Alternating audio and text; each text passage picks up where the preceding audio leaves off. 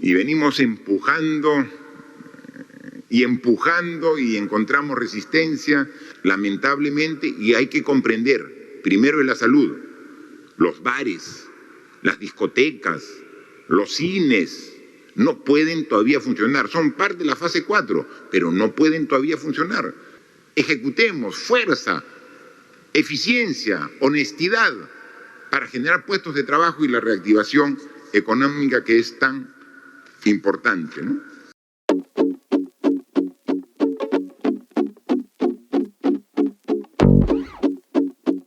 Tenemos un problema porque una vacuna, para que sea aplicada, necesitamos que cumpla lo que está establecida en la Ley de Productos Farmacéuticos, Dispositivos Médicos y Productos Sanitarios. Podríamos tener nosotros en 2-3 meses la vacuna lista, aprobada, terminada la fase 3, pero para que pueda ser usada en el Perú, necesitamos la autorización de las instancias correspondientes. Esa autorización puede tomarse meses y quizás hasta años para lograr la autorización con los trámites vigentes según la ley actual para nuestro país. Por eso en Consejo de Ministros hemos aprobado un proyecto de ley que modifique este procedimiento específicamente para la aplicación de esta vacuna. Específicamente la modificación del artículo 8 de la Ley 29459, Ley de los Productos Farmacéuticos, Dispositivos Médicos y Productos Sanitarios. Con esta norma nos va a permitir que una vez que se apruebe, con todas las seguridades del caso, podamos dar las autorizaciones correspondientes aquí en nuestro país. La aprobación de la fase 4 para reanudación de actividades económicas. Tenía un aforo máximo del 50%. Dado que vemos que la curva está disminuyendo, estamos aumentando el aforo a 60%. Los restaurantes y servicios afines tenían un aforo máximo del 40%, estamos aumentando al 50%. Se está autorizando el transporte de pasajeros por vía férrea, el transporte marítimo y de cabotaje pasajeros, y algo muy importante, estamos autorizando en este decreto supremo el inicio del transporte de pasajeros por vía aérea en vuelos internacionales a partir del 5 de octubre. En función de las normas específicas que va a dar el Ministerio de Transportes con el Ministerio de Salud. Se van a iniciar los vuelos internacionales, pero con destinos que sean seguros desde el punto de vista sanitario. Comenzaremos con algunos países vecinos de la región. Eso también lo hemos conversado con los presidentes de los países de Sudamérica. Vamos a conversar con los vuelos internacionales con países vecinos de la región. Y poco a poco, gradualmente, se hará hacia otras latitudes, pero con todo el cuidado del caso. Y ahí estará el protocolo correspondiente.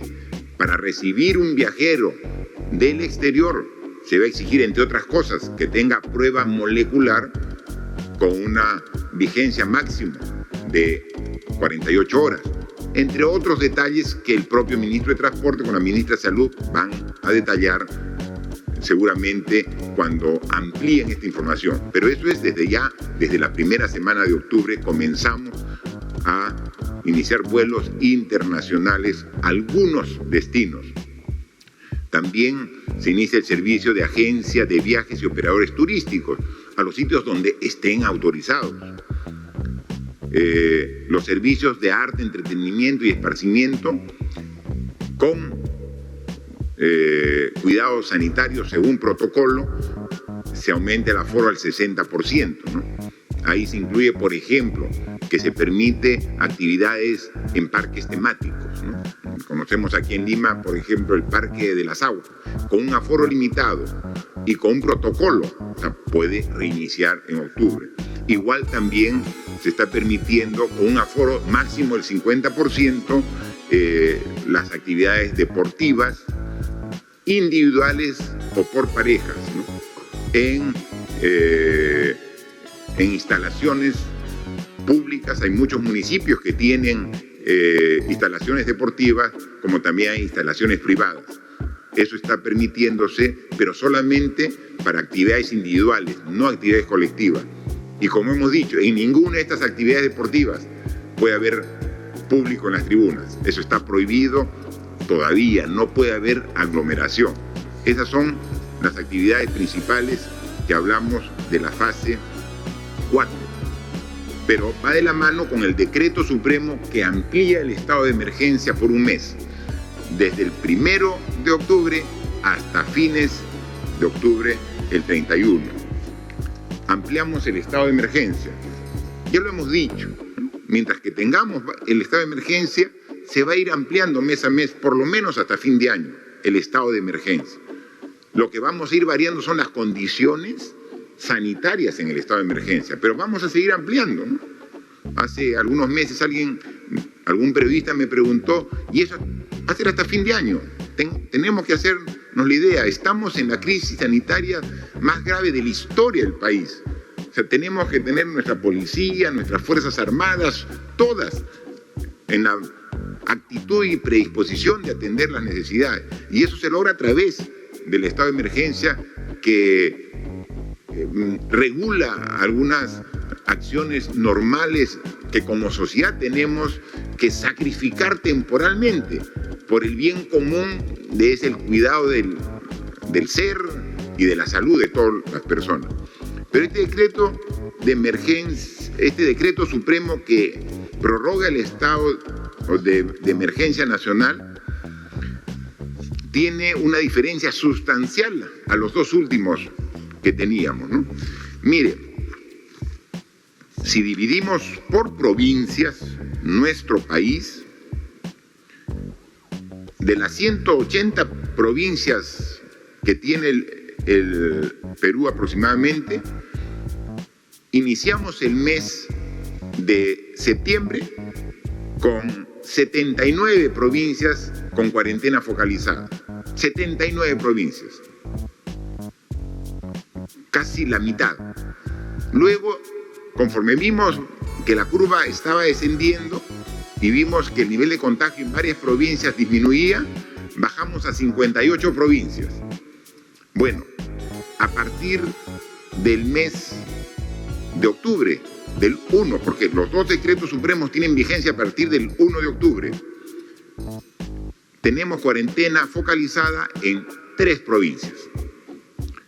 En la provincia de Abancay, en Apurímac, en la provincia de Huamanga, en Ayacucho, y en la provincia de Huánuco, en Huánuco, que incluso están bajando. Seguramente en los próximos días o semanas también será superado. Son 3 provincias que tienen cuarentena focalizada. En esas 3 provincias, la diferencia con el resto del país es que el toque de queda empieza a las 8 de la noche. En el resto del país empieza a las 11 de la noche, continúa a las 11 de la noche. En esas 3 a partir de las 8 de la noche. En esas 3 provincias hay inmovilización los domingos, todo el día. No se permite la movilización del personal. Pero también aquí aclaramos en este decreto supremo que hay 4 regiones que se ha levantado la cuarentena focalizada: Cusco, Puno, Moquegua y Tacna. A esas 4 regiones que estaban con cuarentena focalizada se ha levantado la cuarentena focalizada. Pero en esas 4 regiones, como recién están saliendo de la cuarentena focalizada, mantenemos la inmovilización los domingos. Entonces salen en un proceso gradual. En conclusión, Cusco, Tacna, Moquegua, Puno y Abancay, Huamanga y Huánuco tienen la restricción de movilización, es decir, tienen inmovilización los domingos. El resto del país sí puede movilizarse los domingos. Sí está permitido, el resto del país puede movilizar, pero también en función de la experiencia, de los resultados, los domingos en el resto de provincias y regiones del país está prohibido el tránsito de vehículos particulares, tal como hemos visto en la semana pasada, que sea un momento de que salgan, pueden salir a comprar, pueden salir a pasear, pueden salir a hacer deporte, salir al aire libre, cumpliendo las medidas sanitarias, con mascarilla, con distancia social, con higiene, con lavado de manos, pero sin usar vehículo particular. Vamos a continuar con esa restricción los domingos en el resto del país, ¿no? Los otros detalles ustedes los conocerán. Mañana sale publicado los dos decretos supremos en el Diario Oficial Peruano. Se ratifica que está prohibida las reuniones sociales, incluyendo las que se realizan en domicilios y visitas familiares. Están prohibidas, son focos de contagio. Sobre niñas, niños y adolescentes, la restricción que era hasta los 14 años, ahora se ha reducido a 12 años, que se les permite salir 1 hora al día, acompañado de un adulto, para estar, como ustedes saben, en un radio de 500 metros de su domicilio, acompañado de una persona responsable. Y venimos empujando y encontramos resistencia. Con el Congreso anterior tuvimos incluso que promover un referéndum para que escuchara a la población y ver que la población quería un mejor sistema, ¿no? Y contundente fue la población que asistió mayoritariamente y a favor de las reformas que planteamos.